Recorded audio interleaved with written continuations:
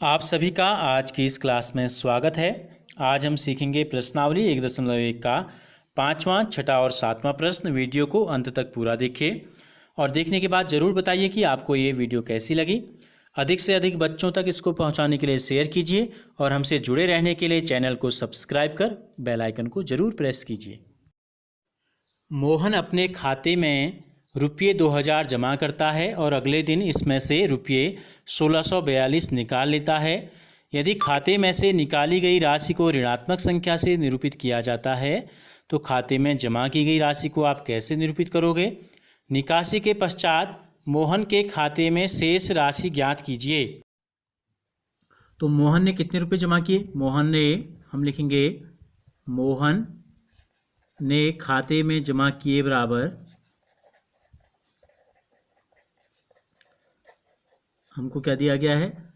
2000 रुपये उसने खाते में जमा कर दिए। अब एक दूसरे दिन कितने निकालें? अगले दिन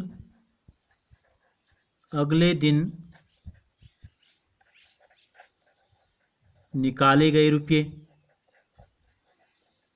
कितने हैं? 1642 रुपये। तो शेष कितने बचे? भाई इतने जमा किए थे, इतने निकाल दिए, तो इसमें से इसको घटा दीजिए। यहाँ लिख लें, बराबर लिखना चाहें तो ऐसे 2000 ऋण 1642। तो ये देखो 10 में से 2 गया, यहाँ से हासिल लोगे 10, 10 में से 2 गया 8, यहाँ बच गया 9, 9 में से 4 गया 5, यहाँ बच गया 9, 9 में से 6 गया 3 और यहाँ 1 में से 1 गया 0, यानी कि 358 रुपये बचे।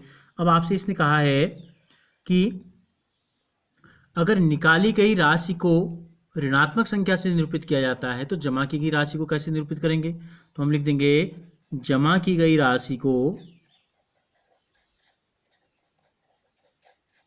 ऋणात्मक का उल्टा क्या होता है? धनात्मक। तो धनात्मक संख्या से निरूपित करेंगे।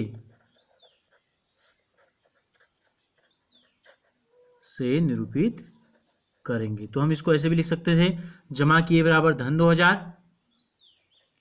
अगले दिन निकाले बराबर, निकालने का मतलब ऋण 1642 और शेष बच गए धन इतना ऋण इतना बराबर इतना।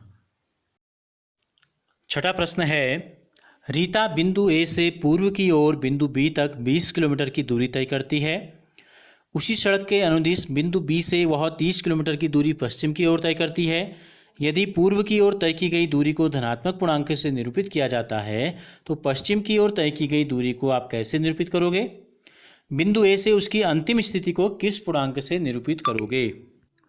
तो रीता जो क्या करती है, बिंदु ए से चलना शुरू कर रही है, यहाँ से गई ए से बी तक गई, वो 20 किलोमीटर की दूरी उसने तय की पूरब की ओर, किस दिशा में तय की? पूरब की ओर। और फिर यहाँ से आपसे पूछा है उसी सड़क के अनुदिश बिंदु बी से वह 30 किलोमीटर की दूरी पश्चिम की ओर, ये पूरब है और यहाँ देखो चिन्ह बना रखा है पश्चिम का, तो इस दिशा में आई 30 किलोमीटर, यहाँ से चली वो इस दिशा में कितना किलोमीटर? 30 किलोमीटर चली इस दिशा में। तो यहाँ से यहाँ तक 20 और यहाँ से इधर को 10 और आ गई, तो कहाँ पहुँच गई वो? बिंदु सी पर। ये दूरी कितनी है? 10 है। अगर हम उसके स्टार्टिंग पॉइंट को 0 से माने हम संख्या रेखा के हिसाब से, तो ये संख्या हो गई धन 20 और जब हम 10 इधर को आएंगे तो कितना हो जाएगा? ये हो जाएगा ऋण 10।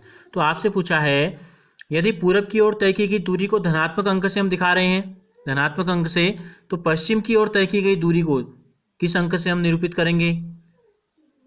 तो हम निरूपित करेंगे ऋण पूर्णांक से। किससे निरूपित करेंगे? हम ऋण पूर्णांक से हम निरूपित करेंगे। तो आपसे उसके बाद ये पूछा है कि ए से उसकी अंतिम स्थिति को किस पूर्णांक से निरूपित करेंगे? ए से अंतिम स्थिति को हम लिखेंगे ऋण 10। तो उसकी अंतिम स्थिति जो है रीता की, वो है ऋण 10, यानी कि कहाँ पर पहुंची हो? जहाँ पे ऋण 10 लिखा है।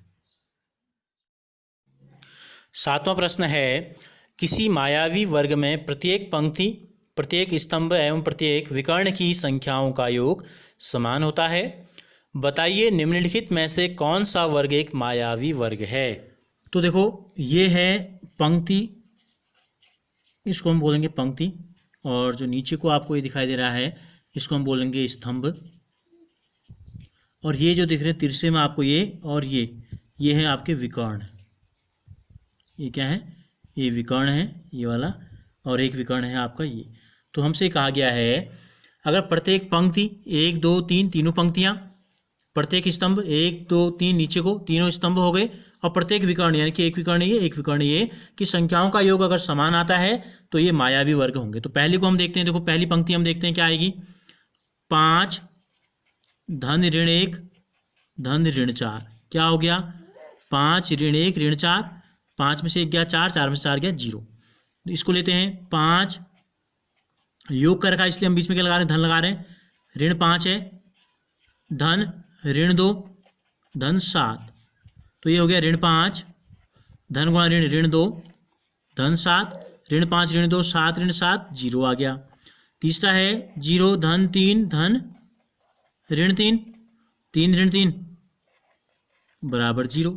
तो हमने ऐसे जब इनको जोड़ा तो इसका मान आ गया 0, इसका मान भी आ गया 0, इसका मान भी आ गया 0। अब नीचे को जोड़ते हैं, 5 धन ऋण 5 5 ऋण 5 0, ऋण 1 धन ऋण 2 धन 3 बराबर ऋण 1 धन गुणा ऋण ऋण 2 धन 3, ऋण 1 ऋण 2 ऋण 3 और धन 3 बराबर 0। तीसरे को लेते हैं ऋण 4 धन 7 धन ऋण 3, तो ये हो गया ऋण 4 धन 7 धन गुणा ऋण ऋण 3, ऋण 4 और ऋण 3 हो गया ऋण 7, ऋण 4 और ऋण 3 हो गया ऋण 4 और ऋण 3 हो गया ऋण 7, ऋण 7 और धन 7 0। तो नीचे को भी क्या आ गया 0 आ गया, इधर भी 0 आ गया, इधर भी 0 आ गया, इधर भी 0 आ गया। अब हम देखते हैं विकर्ण, विकर्ण में क्या है, 5 धन ऋण 2 धन ऋण 3, तो ये हो गया 5 ऋण 2 ऋण 3, 5 में से 2 गया 3, 3 में से 3 गया 0। तो क्या हो गया, ये वाला भी कितना आ गया 0 आ गया। अब इसको देखते हैं, दूसरा विकर्ण है ऋण 4 धन ऋण 2 धन 0, तो ये हो गया ऋण 4 ऋण 2 बराबर ऋण 6। तो देखो ये आ गया ऋण 6। बाकी क्या है सब, देखो ये इसका मान 0, इसका मान 0, इसका मान 0, ये वाला विकर्ण भी 0, स्तंभ भी 0, केवल एक विकर्ण आ गया ऋण 6। तो क्या हो गया, इसका मतलब क्या है, अतः यह एक मायावी वर्ग नहीं है, मायावी वर्ग नहीं है। अब दूसरे को देखते हैं, दूसरे में देखो यह है ऋण 10, यह है धन 1, तो ऋण 10 धन 1 ऋण 9, ऋण 4 धन ऋण 3 धन ऋण 2, तो ये हो गया ऋण 4 धन गुणा ऋण ऋण 3 धन गुणा ऋण ऋण 2, तीनों ऋण में है तो जुड़ जाएंगे, चिन्ह ऋण का आएगा, 4 3 7 2 9 ऋण 9 आ गया।